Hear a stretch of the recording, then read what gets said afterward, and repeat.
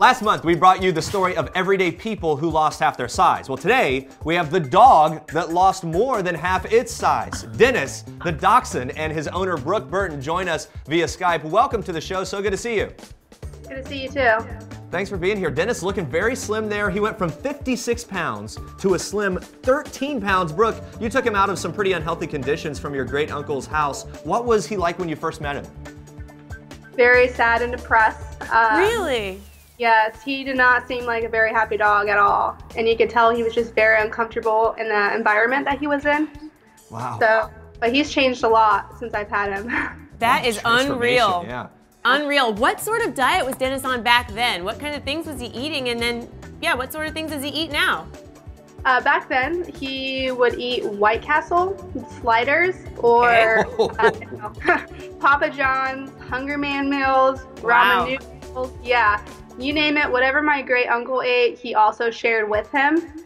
And right when I took him from that environment, I put him on 1/3 of a cup twice a day. And he's only been eating that, diamond dog food, dry dog food, no treats, carrots, some green beans. So there really is a danger to feeding a dog too many table scraps. Yes, definitely. Wow, and I like that you included veggies and things in there as on the other side of the coin there. How has Dennis's personality changed since the weight loss? You mentioned that he had some pretty, noticeable personality traits at the beginning.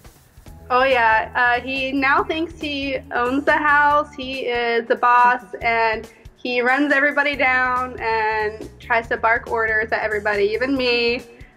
He's more happy and playful, and I've never seen that before. And then when I first got him, he would barely play at all. He would just lay there because he could barely move. Oh, so, well, you changed his diet. I want to hear about his exercise routine. How did you get Dennis down to 13 pounds?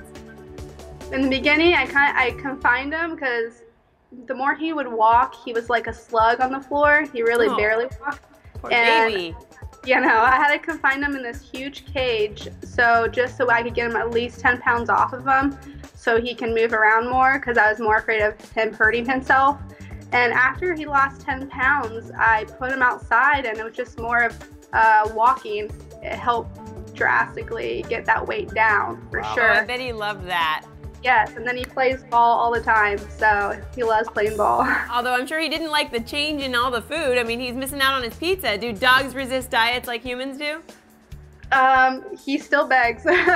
He still wants it and gives me a cute little face, and it's so hard, you gotta stay strong, and you can't give it even though how cute he looks. I know it's not good for him, so I don't give in, but he definitely still begs all the time. That late night White Castle craving, it's hard to turn that down for anyone, including dogs. Now you turned to crowdsourcing to raise $1,700 for skin removal surgery for Dennis. That is quite a chunk of cash. Were you surprised at the public support for this?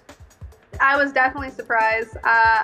I had some mixed comments about it, but until people really found out the whole story, I was supported even more than before. But I was very surprised. I never knew that we can raise that much money and get the help that Dennis needed.